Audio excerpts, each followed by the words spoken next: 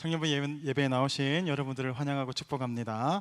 이 시간 먼저 하나님 말씀을 받겠습니다. 이 복된 시간에 우리에게 주시는 하나님의 말씀은 계속해서 느헤미야 6장 15절에서 16절까지의 말씀입니다. 느헤미야 6장 15절에서 16절까지의 말씀, 성벽 재건을 주관하신 분이라는 제목으로 하나님 말씀을 받겠습니다. 느헤미야서 6장 15절, 16절 말씀을 우리 다 같이 큰 소리로 같이 읽겠습니다. 시작.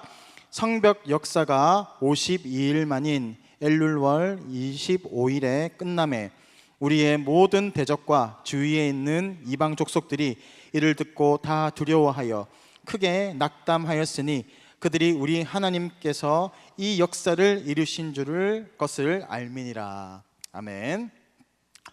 오늘은 우리가 다 잘 알다시피 한가위, 우리나라의 최대의 명절 추석 연휴이죠. 추석은 아니고요.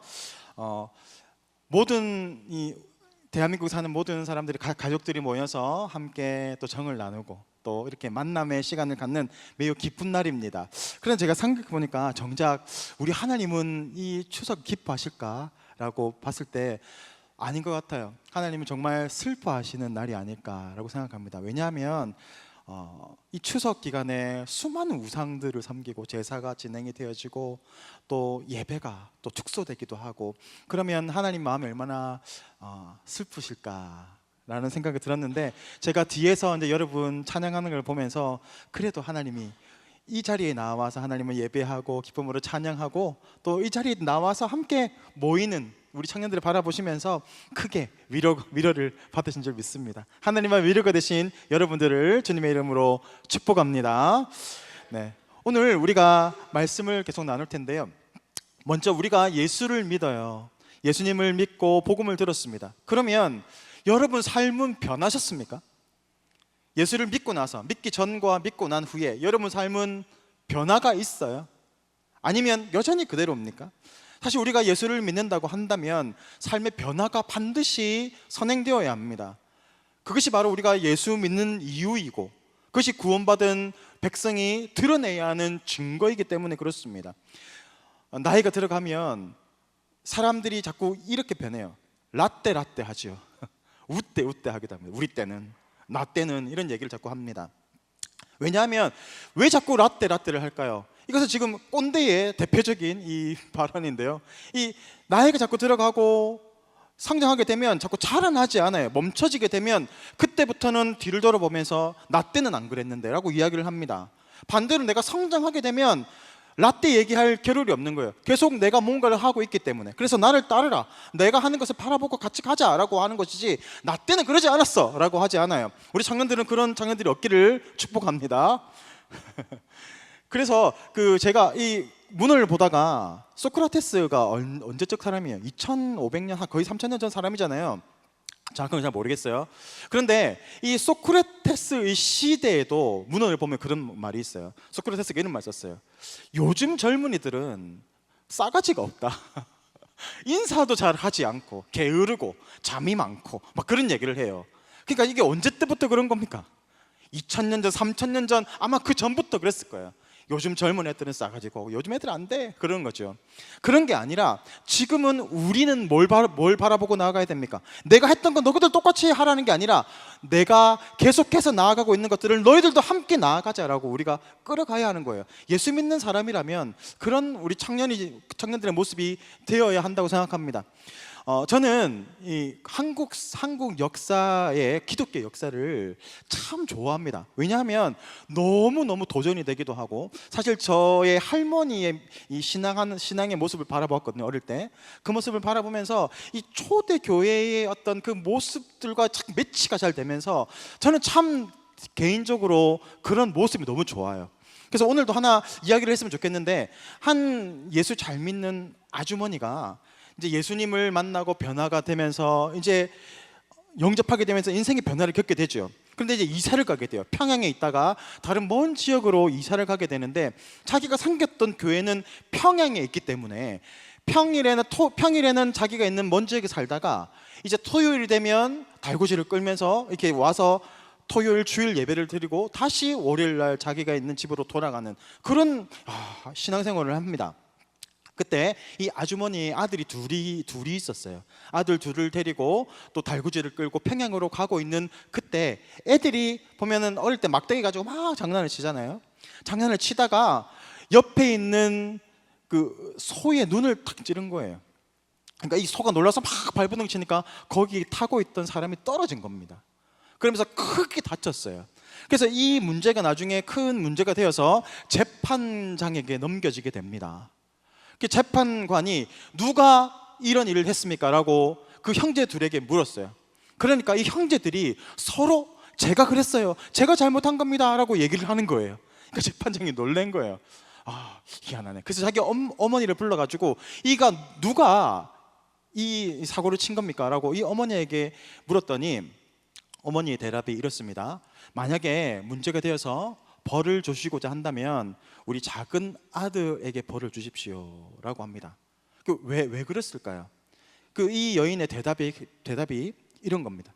사실 저는 제가 한 몸입니다. 그 전처가 있었고 그 전처가 죽어서 제가 그 다음 부인으로 들어가게 되었는데, 첫째 아들은 전처의 아들이고 둘째 아들이 저의 아들이기 때문에 그렇습니다. 그러니까 벌을 주시려거든 저의 아들, 둘째 작은 아들을 벌을 주십시오 라고 간청을 합니다.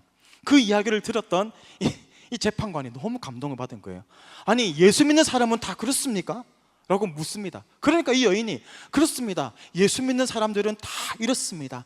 예수님이 희생하셨기 때문에 우리들도 희생합니다. 그렇게 얘기를 합니다. 너무 감동받은 이 재판관이 자신의 있는 모든 많은 돈을 털어서 이 여인에게 주면서, 그렇다면 이 동네에도 교회를 세워서 당신과 같은 예수 믿는 사람들이 많이 생겨날 수 있도록 좀 해주십시오 라고 부탁을 합니다. 그래서 그 돈을 가지고 교회를 지었다라고 하는 아름다운 이야기가 있어요. 예수를 믿는다고 한다면 이런 이야기들이, 삶의 간증들이 우리 가운데 많이 묻어나야 할 줄 믿습니다. 그래서 사람들이 그것을 바라보면서 그래, 저게 바로 올바른 삶이지, 그게 바로 예수쟁이지 라고 하면서 나도 예수 믿어야 되겠다 하는, 그게 바로 뭡니까? 성경이 말하는 빛과 소금의 그 역할을 감당한다라는 것 아니겠습니까? 우리가 예수를 믿는다고 한다면 이런 아름다운 그리스도의 향기가 풍문하기를 소망합니다.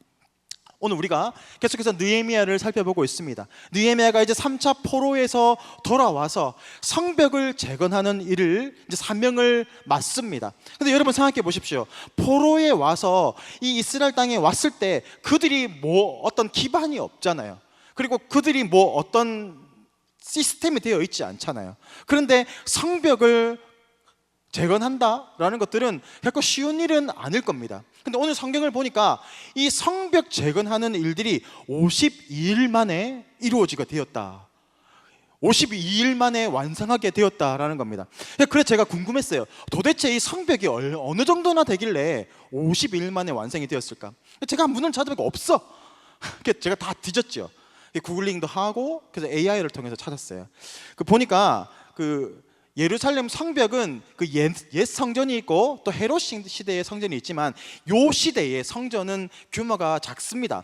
그래도 그 당시의 길이가 보면 폭이 4,018m 정도 된다는 거예요. 4km 정도 되는 거죠. 4km 정도를 이 성을 둘러친다라고 하면 여러분, 이게 그냥 간단한 작업일까요?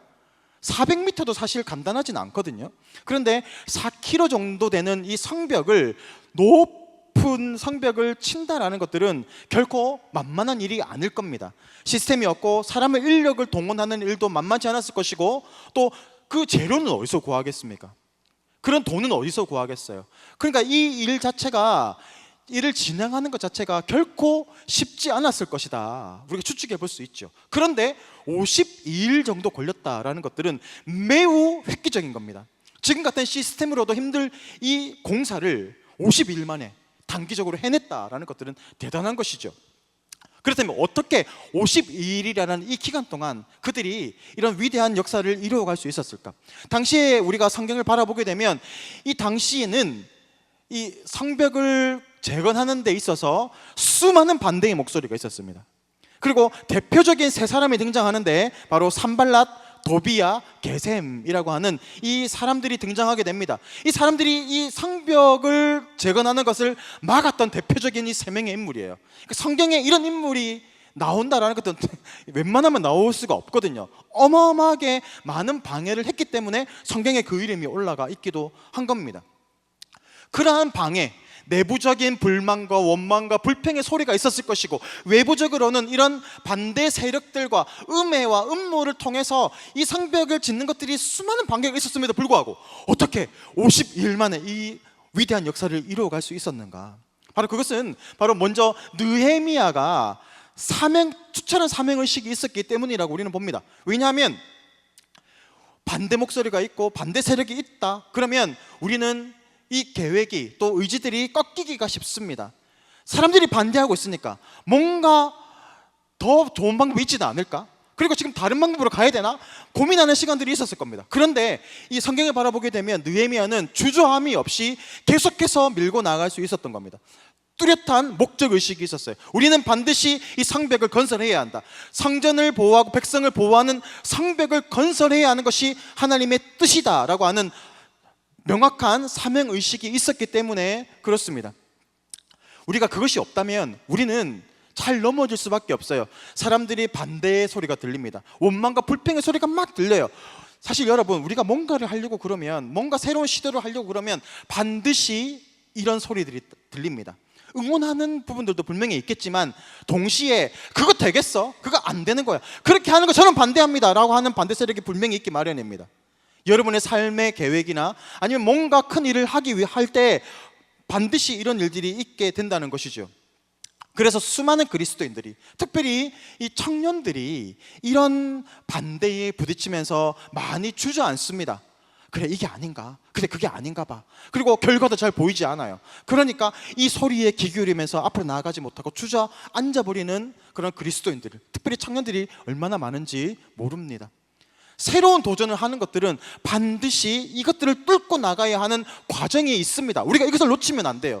내가 뭔가 결심을 하고 의지를 가지고 나아가고자 할 때는 반드시 반대 세력이 있기 마련입니다. 그것을 예상하고, 그래, 반대가 있으면 그래, 내가 그럴 줄 알았어, 내가 이럴 줄 알고 내가 플랜 B를 준비했지 하면서 이렇게 나가야 되는 거예요. 그냥 무작정 무방비 상태로 있으면 우리는 주저앉아 버릴 수밖에 없는 겁니다. 오늘 느헤미야 역시도 그런 거예요. 수많은 반대의 음모들이 있었고 계략이 있었지만 오늘 6장 2절 말씀을 보면 그 반대의 세력에 대해서 오늘 느헤미야가 이렇게 파악하고 있어요. 느헤미야 6장 2절 말씀입니다. 실상은 나를 해하고자 함이었더라. 그러니까 이런 반대 세력, 그 계략, 그러니까 지금 어떤 상황이냐고 하면요, 이 세 명의 사람, 산발랏, 도비야, 게셈이라는 이 사람들이 이 느헤미야를 불러냅니다. 나를 만납시다. 4번이나 사람을 보내기도 하고, 어떨 때는 지금 당신을 죽이려고 하니까 지금 지성소로 들어가서 어서 숨으십시오. 다 어떤 겁니까? 이 느헤미야를 죽이고자 하는 계략이었다라는 겁니다. 그런데 지금 느헤미야가 그것을 정확하게 간파하고 있는 겁니다. 그래서 3절을 보면 큰 역사를 하니까 내려가지 못하겠노라, 내가 그 명령에, 그 말에 따르지 못하겠노라 라고 이야기하고 있는 겁니다. 우리가 뭔가 의지하는 것들, 우리가 계획하는 것들을 이루기 위해서는 반드시 이런 문제가 있다고 그랬죠. 그런데 이것을 통과하지 못하고 초월하지 못하면 어떻게 되겠습니까? 반드시 실패할 수밖에 없습니다. 포기할 수밖에 없죠. 그런데 우리가 이걸 알면서도 우리가 계속 그렇게 살아가요. 알지만 그렇게 살아갑니다. 그게 너무 답답한 거예요. 근데 지금 느헤미야를 보세요. 그것을 알면서 지금 반응하고 있잖아요. 내가 내려가지 못하겠노라, 내가 당신의 그 뜻에 따르지 못하겠노라, 나는 하나님이 나에게 주신 명령을 쫓아 나아가겠노라, 명확한 목적의식이 있잖아요. 오늘 우리가 삶의 성장이 일어나고 삶의 업그레이드가 일어나려고 하면 여러분 반드시 변화가 있어야 됩니다.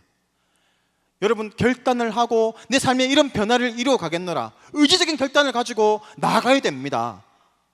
그렇지 않으면 우리가 자꾸 도태될 수밖에 없어요. 나는 이 정도에서 여기가 좋사오니 여기에서 초막셋을 짓고 삽시다 라고 하는 그런 모습으로 살아간다면 우리는 그때부터 정체되기 시작해요. 그리고 그게 고착화 되어서 여러분의 수준이 됩니다. 나는 요 수준으로 살겠어, 그러니까 나는 더 이상 전진하지 않겠습니다. 그러면 여러분의 삶의 수준이 거기에 머무르게 되는 거예요. 근데 하나님은 그걸 원하실까요? 하나님의 목적은 그게 아닌 거예요. 더 전진하고 초월하고 돌파하며 나아가기를 원하는데 우리는 자꾸 여기가 좋사오니 자꾸 안주하려고 하는 것들이 있어요. 은혜를 받아요. 내가 뭔가 하나를 미션을 해냈어요. 그러면 거기 와 됐어, 나는 대단한가 봐, 나는 잘하고 있나 봐, 그래 나는 은혜를 받았으니까 좋아, 거기에 만족하면 안 된다는 겁니다. 계속해서 전진하고 또 나아가고 은혜를 공급받고 또 나아가고 한 걸음 한 걸음, 그렇게 언제까지요? 죽을 때까지. 우리가 하나님의 부르심을 받은 그날까지 전진하며 나아가야 되는 겁니다. 참치 얘기했잖아요. 이 참치는 멈추면 죽어요. 여러분도 마찬가지입니다. 우리의 영혼은 하나님의 은혜를 공급받지 못하고 멈추는 그 순간 죽습니다. 나아가지 못합니다. 도태되기 시작하는 겁니다. 그래서 우리는 날마다 한 걸음 한 걸음 나아가는 그런 의지적 결단이 필요합니다. 그런데 우리는 자꾸 머물고자 하는 성향이 있어요. 특히 나이가 들어가잖아요, 여러분. 그러면 어떻게 될까요? 점점 더 안주하려고 하는 그런 성향이 우리에겐 다 있습니다. 그러니까 정치적인 색깔들도 보세요. 이 청년들을 보면 대부분 진보적인 색깔을 가지고 있어요. 이래서는 안 됩니다, 이 나라가 이래서는 안 됩니다 라고 막 하지만 나이가 조금 드시고 50대 60대로 넘어가면 정치적인 색깔이 어떻게 변합니까? 약간 보수적으로 변하게 되는 거예요. 그게 바로 이 성향이 있는 겁니다. 그러니까 이 꼰대가 된다 라고 하는 것들은 내가 머물러 있는 사람이 되는 거예요. 저는 제가 존경하는 장로님 한 분 계세요. 그분은 나이가 70, 80, 지금 80 넘었어요. 근데 지금까지도 선교의 사명을 감당하고 있는 사람이 있어요. 지금도 청바지 입고 다니세요. 장로님, 이제 좀 이렇게 정장 입고 다니셔야 되지 않습니까? 그러면 나는 마음이 청년이기 때문에 나는 청바지를 입어야 된다. 그러면서 계속 뭔가를 해, 뭔가를 배워, 그리고 자꾸 선교지에 나가 선교도 해. 그분을 보면서 누가 꼰대라고 하겠습니까? 안 그래요? 그래서 제가 청년들을 바라보면서 점권 이런 느낌이 들 때가 있어. 자꾸 머물러 있어. 목사님 여기까지, 됐어요, 지금 은혜 많이 받아서 여기까지 하는 사람들이 있어. 그건 뭐라 그래요? 점권이라 그래요. 여러분, 우리 멈추면 안 돼요. 계속해서 뭔가 해나가야 됩니다. 그게 바로 하나님이 우리에게 주시는 사명이기도 합니다. 그래서 우리의 신앙적인 색깔은 진보냐 아니면 보수냐가 되어서는 안 돼요. 우리 합동교단의 이 신학의 그 목표가 있습니다. 바로 이거예요. 개혁 보수 신앙이에요. 개혁 보수 신앙. 이 보수라는 것들은 내가 지켜나간다는 거잖아요. 뭘 지켜나가는 걸까요? 하나님의 말씀, 이 신앙을 지켜나가는 거예요. 믿음을 지켜나가는 거예요. 어떠한 상황과 또 환경이 변화된다 할지라도 하나님의 말씀은 변함이 없습니다. 하나님의 말씀은 진리이십니다. 그러니까 그 말씀을 끝까지 붙잡고 나아가는 겁니다. 그렇다면 개혁은 뭘까요? 개혁. 진보랑 개혁은 달라요. 이 개혁이라는 것은, 진보는 그런 올바른 사회 시스템을 이야기하고 복지 시스템을 얘기하는 것이지만, 이 개혁이라는 것도 우리 삶의 개혁입니다. 다른 것들을 바라보는 게 아니에요. 교회의 조명이 어떻고 음량이 어떻고 그게 중요한 게 아니라 먼저 뭘 바라보는 겁니까? 하나님의 말씀에 비추어서 나의 삶을 돌아보는 겁니다. 내가 지금 하나님의 말씀 가운데 순종하고 나아가고 있는가? 하나님의 나의 인생을 이끌어가고 있는가? 나는 그 부르심에 온전히 쫓아가고 있는가? 나를 돌아보는 것. 그게 바로 우리가 쫓아가야 할 개혁 보수 신앙입니다. 여러분은 어떤 신앙을 가지고 있습니까? 어떤 믿음으로 나아가고 있습니까? 우리가 그렇게 의지를 가지고 개혁과 보수를 통해서 그런 올바른 신앙의 방향으로 나아가고자 몸부림치고 나아가면 아까 얘기한 것처럼 뭐가 옵니까? 뭐가 올까요? 와, 잘한다, 최고다 라고 하는 말이 올까요? 아니면 그것을 비난하고 비판하고 정죄하는 말이 올까요? 응원하는 부분들도 물론 있겠지만 내가 뭔가 결단을 하고 나아가고자 하면 반드시 그거 아니야, 그거 잘못된 거야, 그렇게 믿으면 안 돼 라고 이야기하는 그런 세력들이 있어요. 우리가 그것을 잘 분별해야 합니다. 정말 열받는 게 뭔지 아세요? 알면서도 저거 아닌데 저렇게 하면 내가 망하게 될 건데, 이거 하나님이 기뻐하지 않는 것인데 알면서도 그 방향으로 쫓아 나아가게 될 때 정말 열받잖아요. 근데 누구에게 아서나겠어요? 내가 결정한 일인 것을. 왜 그럴까요, 여러분? 다시 얘기하지만 내가 뭔가 의지적 결단을 가지고 나아가면 우리에게는 반드시 반대의 어떤 원망과 불평을 들을 때도 있고 반대의 도전을 받을 때도 있습니다. 그때 우리가 붙잡고 나아가야 하는 것이 무엇인지에 대해서 명확한 그림이 없으면 우리는 넘어갈 수밖에 없어요. 그들의 음색이 자꾸 들어갈 수밖에 없는 겁니다. 그래서 오늘 느헤미야는 9절에서 이렇게 하나님께 기도하고 있어요. 9절 말씀 다 같이 볼까요? 다 같이 있습니다. 9절 말씀이에요. 다 같이 있습니다. 시작. 이는 저희가 다 우리를 두렵게 하고자 하여 말하기를 저희 손이 피곤하여 역사를 정지하고 이루지 못하리라 함이라. 이제 내 손을 힘있게 하옵소서 하였노라. 지금 느헤미야가 그러한 상황 속에서 어떻게 바라보고 있습니까? 그 상황을 어떻게 해석해내고 있습니까?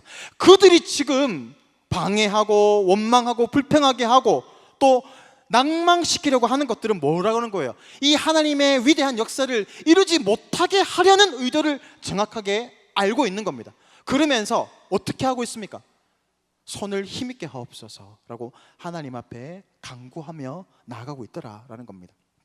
여러분, 우리가 느헤미야를 읽어보시면 알겠지만 느헤미야는 일반적인 사람은 아니에요. 매우 리더십이 있고 강단이 있고 의지가 아주 강한 사람으로 보입니다. 그렇죠? 그런데 이 느헤미야가 의지했던 것들은 자신의 그런 강단, 자신의 그 강한 의지력을 의지하고 있는 게 아니라 뭘 의지하고 있는 겁니까? 지금 손을 힘있게 하옵소서라고 하나님 앞에 간구하고 있는 거예요. 지금 우리가 뭔가를 하고자 할 때 반대의 목소리가 들릴 수 있습니다. 동시에 우리를 낙담시키는 게 뭡니까? 내가 변화를 향해서 나아가고자 할 때 그 변화의 열매가 금방 보이지 않잖아요. 뭔가 되는 것 같지만 아무것도 보이지 않아요. 그러니까 우리 마음에 이 절망이 자꾸 옵니다. 그렇죠? 그래서 우리는 자꾸 여기에 낙담을 하게 돼요. 자꾸 넘어지게 되는 겁니다. 열매도 보이지 않고 주위에서는 자꾸 뭐라고 이야기를 하니까 그래, 이게 아닌가 보다 라고 알면서도 그 방향으로 가게 될 수밖에 없는 것 아니겠습니까? 그런데 오늘 이 느헤미야가 붙잡았던 것들은 뭡니까? 자신의 의지, 자신의 결단력이 아니라 하나님을 바라보았습니다. 하나님께 소망을 두고 나아갔습니다. 여러분, 여러분의 의지력과 결단력을 너무 과신하지 마십시오.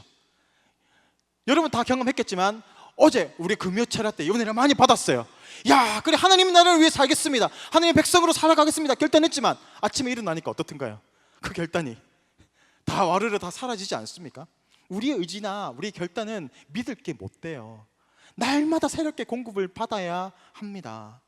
오늘 느헤미야가 이 52일 만에 성벽을 건설하는 위대한 역사를 감당해낼 수 있었던 것들은 바로 하나님을 의지하는 그런 결과물이었어요. 오늘 잠시 우리가 볼 때 9절 말씀을 보니까요, 손을 힘있게 하옵소서라고 하잖아요. 손을 힘있게 하옵소서는 어떤 의미일까요? 손을 힘있게 하옵소서, 손을 강하게 해서 일을 많이 한다, 그런 의미가 아니라요, 이 손이라는 것은 마음을 의미합니다. 그러니까 대적이 우리의 손을 약하게 하고 피곤케 한다라는 것들은 우리의 마음을 낙담시키고 절망으로 나아가게 하는 시도를 한다라는 것이지만, 지금 느헤미야는 하나님 앞에 나의 손을 강하게 하옵소서, 나의 손을 힘있게 하옵소서라고 하는 것들은 담대한 마음을, 담대한 믿음을 주시옵소서, 후회하지 않고 절망하지 않도록 내 마음을 붙잡아 주시옵소서라고 간구하고 있는 겁니다. 그러한 간구가 어떤 결과의 열매로 맺혀집니까? 52일 만에 이 성벽을 완성해내는 위대한 역사를 쓰게 되었다라는 거예요. 그 여러분, 이게 중요한 건데요, 성벽이 세워지기 전까지 계속해서 이런 불만과 원망과 대적의 방해가 있었다는 것을 우리가 봐야 됩니다. 그리고 동시에 봐야 되는 것, 바로 완성되었을 때 대적의 모습이 어땠을까? 16절 말씀 한번 봅시다. 16절 말씀이에요. 다 같이 있습니다. 시작. 우리 모든 대적과 사면 이방 사람들이 이를 듣고 다 두려워하여 스스로 낙담하였으니 이는 이 역사를 우리 하나님이 이루신 것을 알미니라. 대적들의 모습을 보십시오.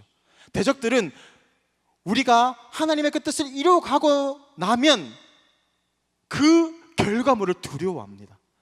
여러분, 그 결과물을 이루지 못하게 하도록 여러분에게 지속적으로 낙담을 주고 걱정과 염려를 주고 주위에서 그거 안 된다고 계속 여러분을 공격할 겁니다. 왜 그런다는 거예요? 여러분이 온전히 일어서지 못하게 하려는 그런 방해의 목적을 가지고 있는 겁니다. 그런데 그것을 이루어냈더니 이 대적들의 모습이 그것을 바라보면서 두려워하였더라. 두려워 떠는 겁니다. 왜 그렇습니까?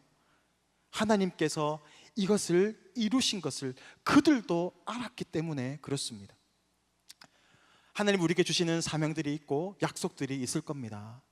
여러분 다 그런 약속들을 다 가지고 있을 줄 믿습니다. 그 약속들을 붙잡고 나아가는 것들은 때로는 강력한 용기를 필요로 합니다. 때로는 절망의 강을 건너게도 합니다. 그때는 우리가 좌절이 오고 앞이 보이지 않는 답답한 상황 가운데 우리는 처해 있게 될 것입니다. 그때 느헤미야를 기억했으면 좋겠습니다. 그가 무엇을 바라보았습니까? 자신의 의지나 사람들의 도움을 바라본 것이 아니라 오직 하나님만을 바라보며 하나님만이 나의 도움이십니다. 그렇게 의지적 결단을 가지고 나아갔을 때 하나님이 그를 붙잡아 가시고 그를 통해서 위대한 역사를 이루어 가셨다는 것을 우리가 기억하며 나아가기를 원합니다. 제가 우리 청년들을 바라보면서 제가 계속해서 부임하면서 여러분에게 계속해서 똑같이 이야기했던 게 있어요. 삶의 변화를 꿈꾸고 나가라, 도전하고 나아가라, 뚫고 나아가라, 돌파하며 나아가라라고 여러분에게 계속 도전했습니다. 제가 청년들을 바라보니까 어떤 청년들은 거기에 반응해서 삶의 변화를 꿈꾸며 나아가는 청년들이 있는 거 제가 알아요. 어떤 청년들은 가다가 힘들어요, 못하겠어요, 이거 아닌 것 같아요, 돌아서는 청년들도 있어요. 반면에 저는 목사님 말에 동의하지 않습니다. 하나님 말씀에 동의하지 않습니다. 저는 여기까지입니다 라고 하는 청년들도 있어요. 그래서 제가 알아요, 다 봐요. 그런데 여러분 응원합니다. 여러분 그 말씀에 반응해서 내가 그렇게 도전해보고 내가 그렇게 하나님의 말씀에 순종하며 의지적 결단을 가지고 나아가는 여러분을 응원하고 또 축복합니다. 지금은 아무것도 보이지 않고 계속 절망이 오겠지만 그것은 당연한 부분입니다. 잘 이겨내시고 끝까지 믿음으로 버텨나가시면 결국 하나님께서 그 믿음을 통해서 그 순종함을 통해서 삶이 변화되고 삶이 업그레이드 되는 위대한 변화를 체험하게 될 줄 믿습니다. 이 시간 다 같이 기도하겠습니다. 지금도 살아서 역사하시는 하나님 아버지, 하나님은 살아계시고 하나님의 말씀에 믿음으로 반응하고 순종하고 나아가는 하나님의 백성을 통하여서 하나님은 오늘도